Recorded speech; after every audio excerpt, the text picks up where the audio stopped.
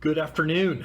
This is Craig Modelmog with this week's Wall Street X's and O's. Today is Monday, March 30th. Hard to believe March is about gone. It's crazy. We're like a fourth into the new year, which is nuts. I would like to state that the opinions and comments on this show, and by the way, it is a show. My cousin Brian B., what's up, dude? He called me this morning. He's like, Craig, it's a show, dude. It's a show. It's Wall Street X's and O show. So Brian, I appreciate that, dude, more than you know. So it's good. So anyway, for this, as the show goes, any opinions, commentaries, thoughts are not an advice to buy or sell anything. Again, my goal is to just educate you about the facts, things that I'm seeing out there in the markets, in the global economy, and hopefully help you guys become better investors. That's really my ultimate goal. So in the disclaimer, as I said the last time, is at the end of the show. That's kind of cool to say. Anyway, as you can see, I do still have my COVID-19 attire on. Someone asked, hey Craig, are you a KU grad? No, I'm not. I'm an honorary grad, though, because when you send one of your kids there for undergrad and graduate school, and then you're sending your second one there for undergrad and most likely grad school, you're darn right you're an honorary grad. And then to boot, I'm a Jayhawk rabid basketball fan. And, you know, while the NCAA tournament, March Madness, Dr. H, you know who you are. He's my brother in crime when it comes to college hoops. I'm going to say it. KU would have won. We'll never know. I'm just saying they probably would have won. But anyway, onward here. I've got some COVID-19 updates. If you get through the weekend, and these are actually some positives, because I know there's a lot of negative out there, and I really, as you guys know, I'm a very glass full type of guy. At this point, we saw COVID cases in the U.S. are up 15%. To 144,672. These were rough numbers as of the end of the weekend.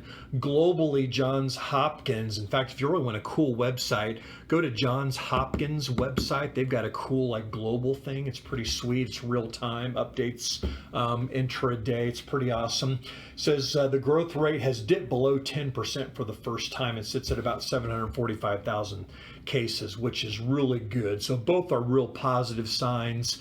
We still got double-digit growth trending in Europe, and like I said, the U.S. is still obviously double digits, but things are starting to slow. And I think as you look at that, we're seeing confirmation in the cases in the U.S. appear to be on a doubling in about every 4 to 5 days versus 2 to 3 days a week ago. So that's a big difference. So if you really want to focus on some things, the U.S. has now performed 856,546 tests, of which there were 141,950 positives. There are more than 19,941 people that have been hospitalized and 2,464 deaths. The positive rate's about 16.4%. So we're starting to see some good signs. I think they're talking about peak positives or peak timing here in the next couple weeks. Obviously, time will tell. This is a very critical time, as you all know, and something that we're really focusing on. But anyway, moving on, let's look at this new bill that got passed. Here's kind of an interesting way to look at it. You know, I'm a big numbers guy, I'm a math guy, and because I don't think the numbers lie. But at first look, in 2019, from a dollar standpoint, the U.S. GDP was at around $21.43 trillion. This is growth, okay? The gross domestic production in the U.S. They always talk about GDP. This means that this $2 trillion deal that they're rolling out is about 9.3% of last year's GDP. That 9.3% on a calendar basis basically is 34 days. So basically what this deal is doing is it's buying our government, or it's buying our economy 34 days, okay? So the next 2 weeks to 4 weeks are very, very crucial from a standpoint of how much time we have bought. They're already talking about a fourth and a fifth deal, which makes me nervous, okay? Because I think the markets right now, if you look at the markets are pricing in a best case scenario. That means that we're going to get through this. President Trump rolled out. Walking into a clothing store is whoa, you hear that? Completely different experience. See, this is uncut and unedited because I can't even stop this. There we go. How do you like that? You know, I always say that eventually you see, wow, that is pretty bad. That was bad. I didn't know how to turn that dang thing off. Anyway, I think the markets are pricing in best case scenario. President Trump is saying everyone stay home until the 30th of April. We're going to reassess. That means more slowdown. That's best case. Okay, the market tends to be a forward measuring tool. That's best case. If this lasts longer, and I'm kind of getting ahead of myself and I'm going to circle back here, that's really where the rubber meets the road. Okay, we really need to get through this. We need to get this economy turned back on, but that's a lot easier said than done.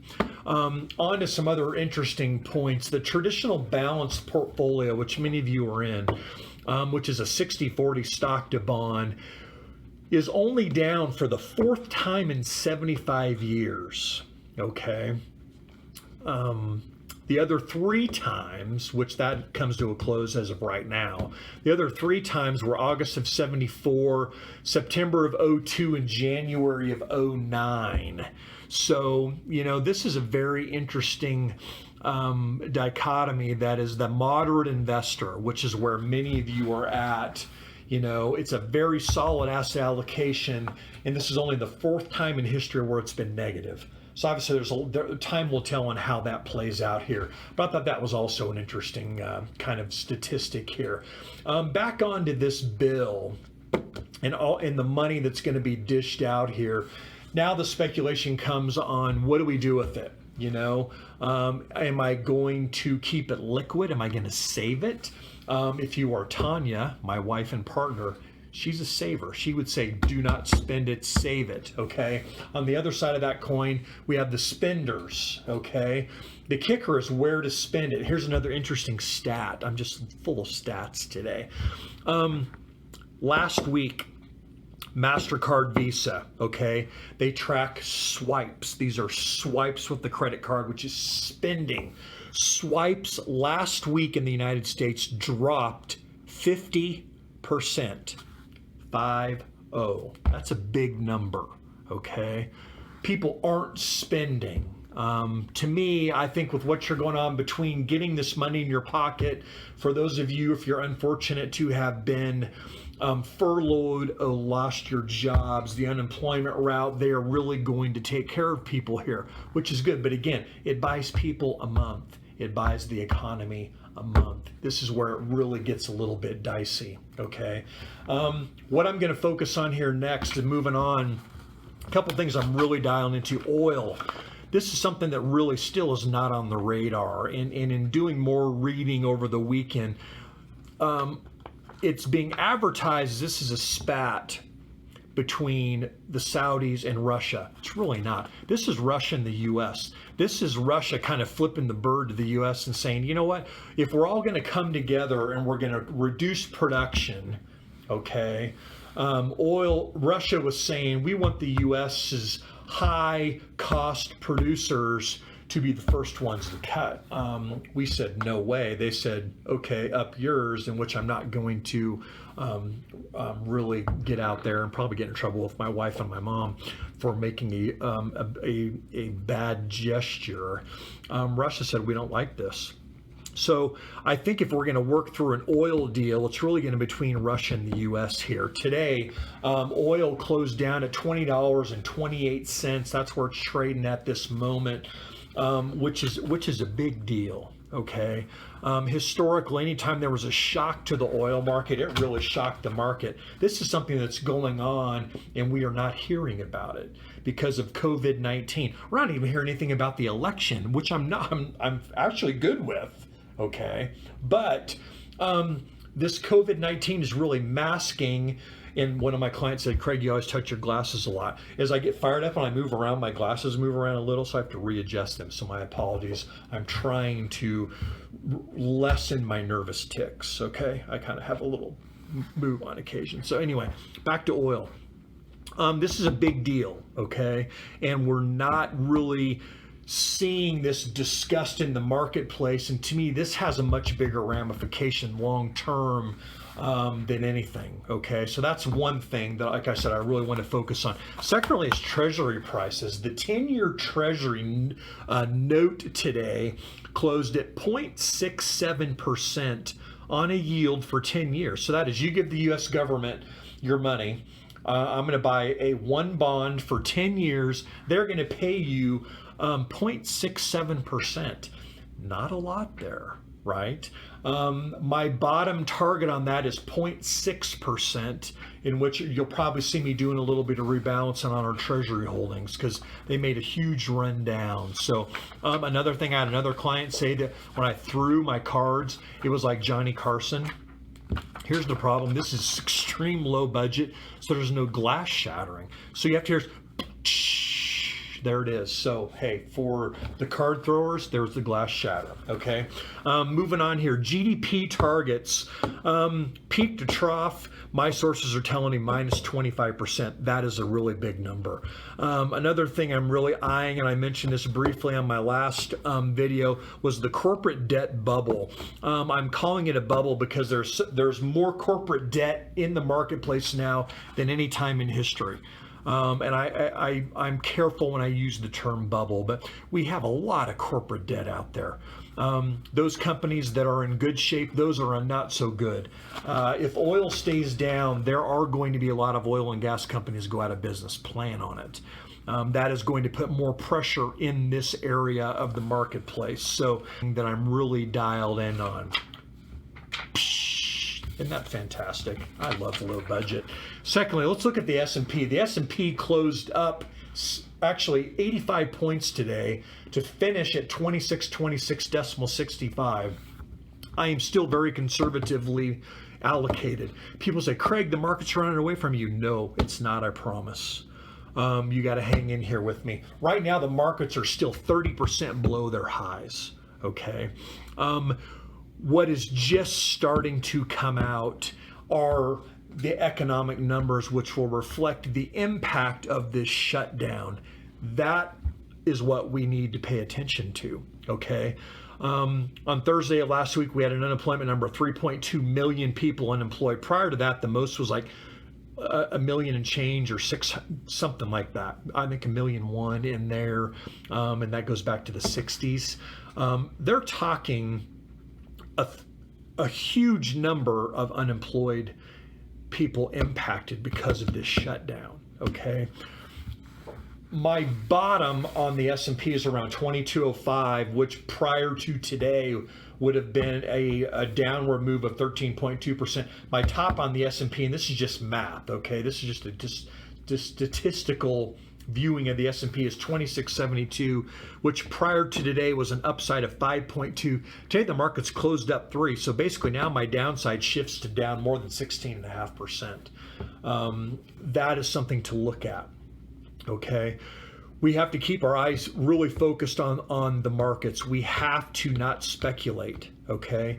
During times like this, you have feelings of the market running away. I would tell you this, during a bear market, the weeks always start off strong and fade, okay? Last week, we saw a rough start to the week last Monday. Tuesday, Wednesday, Thursday, okay. Big sell-off on Friday. We also have a lot of rebalancing in exchange-traded funds and accounts that's taking place here the next couple days. What I was reading this morning is much as 40% of that probably already is done.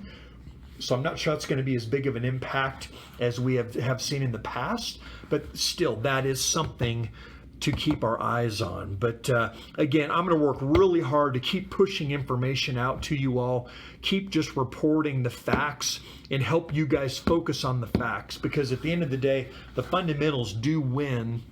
And that is what I'm really trying to dial in on, okay? So,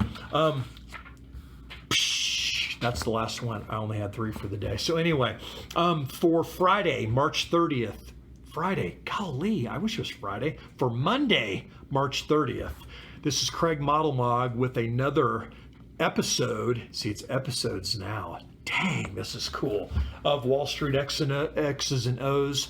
I hope you all have a wonderful week. I want you to all stay positive, okay? Let's hang in there through this together because we are going to get through this. The world is not going to end.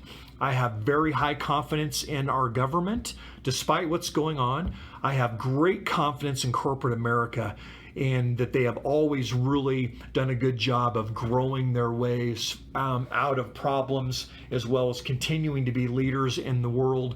And I also really feel like we just have a lot of things to look forward to. And that just requires us to be positive and be deliberately positive. I always tell my kids, and you guys may know this, I have a baseball on my desk. A good buddy of mine gave this to me, and it's the two things that we have control of. On one side is attitude, on the other side is effort, okay?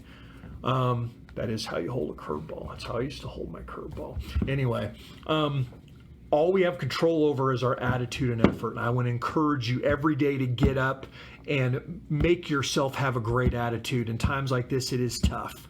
But have yourself a great attitude, and then at whatever you do, max it out, do your best. Okay? So again, for Wall Street X's and O's for the week of March 30th, this is Monday, and this is Craig Modelmog of Cornerstone Wealth Management. Thank you for joining me today, and I am out.